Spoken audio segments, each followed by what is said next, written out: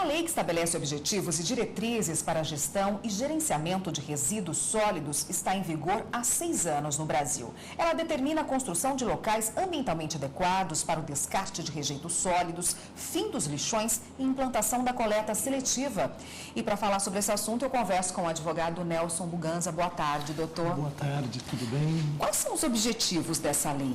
Olha, o objetivo principal é uma política estatal de resíduos sólidos, ou seja, nós temos que ter em mente, primeiramente, que essa lei ela é extremamente atual, moderna, porém, infelizmente, ela não atingiu o seu principal objetivo, que era, vamos dizer assim, diminuir, né, muito, né, as atividades, né, ou seja, essa poluição que os lixões provocam, né? Eu só queria colocar aqui um ponto que é muito importante, né? 5% dos municípios brasileiros, em torno de 299 municípios, só para você ter uma ideia, eles produzem hoje 60% de todo o lixo produzido no Brasil. Ou seja, a lei 12.305, quando ela passou a vigorar, como você mesmo colocou, há mais de 6 anos atrás, talvez o grande erro dessa lei foi tentar atacar os 5.563 municípios do Brasil.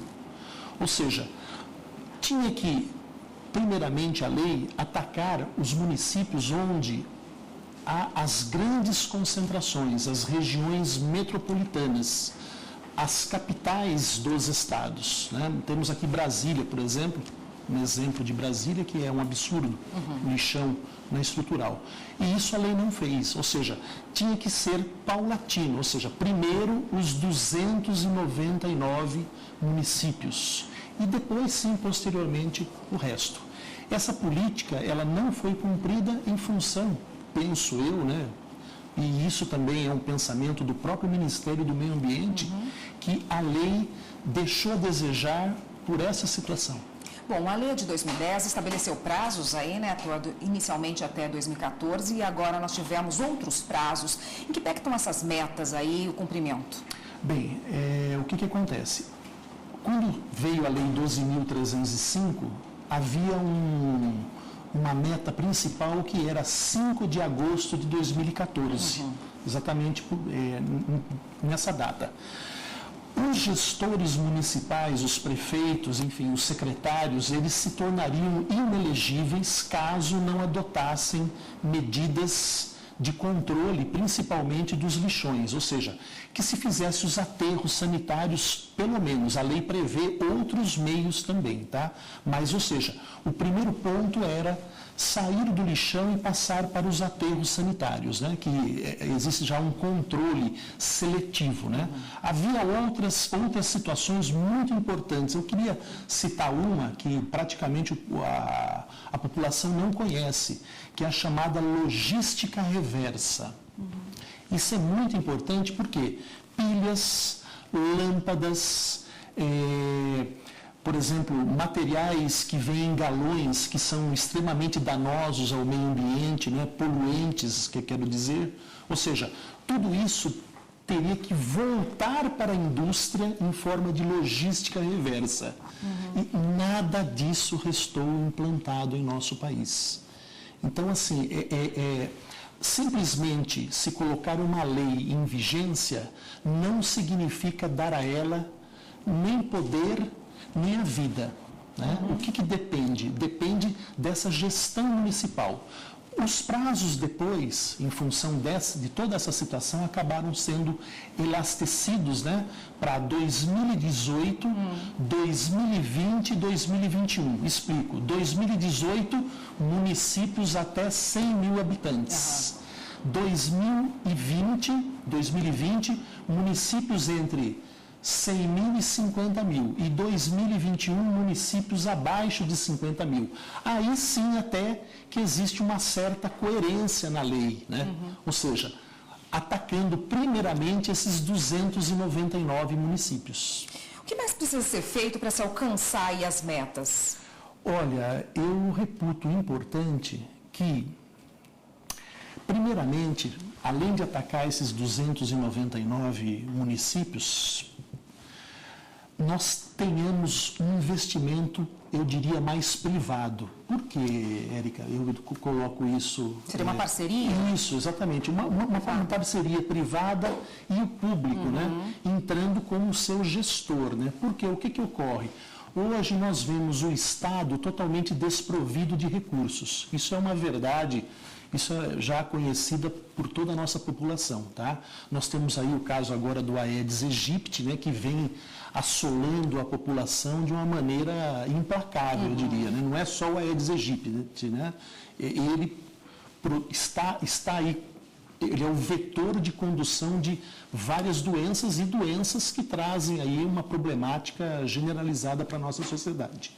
Então, assim, um investimento privado seria, por exemplo, a instalação de usinas de lixo, usinas de queima de resíduos sólidos, a implantação dessa própria logística reversa que a lei jamais deixou isso, vamos dizer assim, a quem deve essa responsabilidade? Ora, claro que são as indústrias que produzem, né? Eu sempre debato muito na questão da logística reversa, que eu quero citar um exemplo aqui do lixão aqui da Estrutural.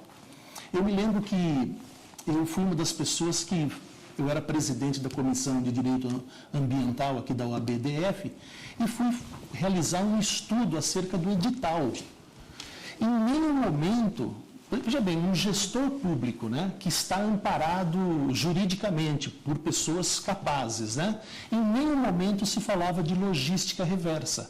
Ou seja, é um desconhecimento que, ao meu sentir, ele está totalmente desprovido do conhecimento da norma, né? Então, faz-se um edital de transferência para um aterro sanitário. Ora, o que é um aterro sanitário, senão exatamente a separação desses materiais, né, para que eles sejam para a sua decomposição, né? Ora, se não aplicar a logística reversa, nós vamos ter equipamentos que jamais esse aterro vai ter condição de sanar esse problema. Então, quer dizer, é uma situação que deixou muito a desejar. Tá ótimo. Então a gente continua nesse assunto no próximo bloco, só peço um minutinho para o senhor. Ok.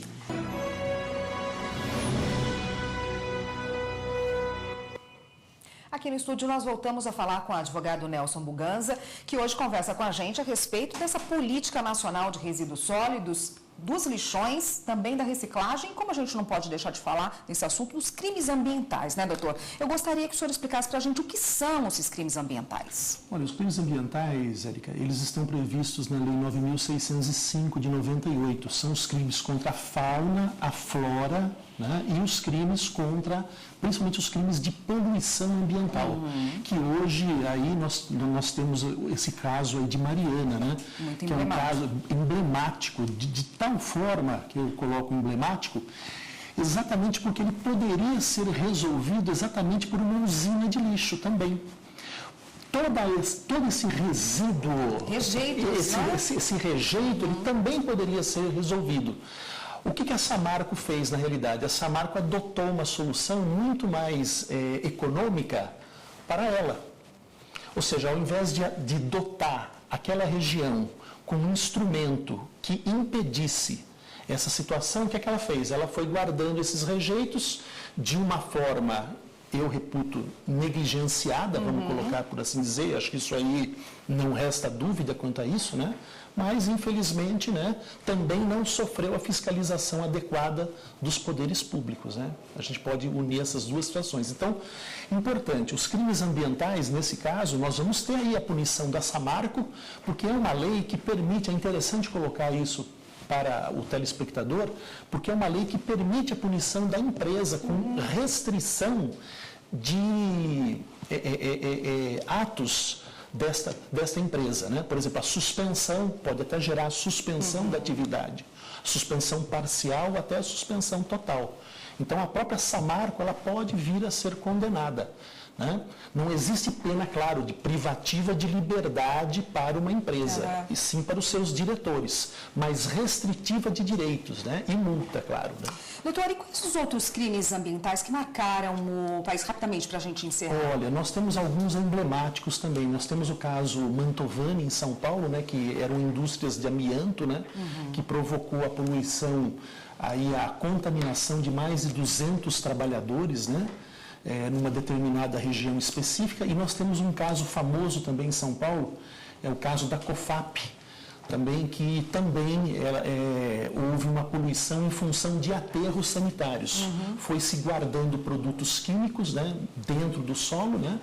E o que aconteceu? Numa determinada área, a hora que se fez uma escavação, esses gases vieram à tona e acabaram vitimando pessoas também. Certo? Ótimo, doutor. Obrigada pela participação. Eu conversei com o Nelson Buganza, que é advogado, especialista em direito ambiental, e conversou com a gente a respeito da gestão dos recursos sólidos no país. Obrigada pela participação.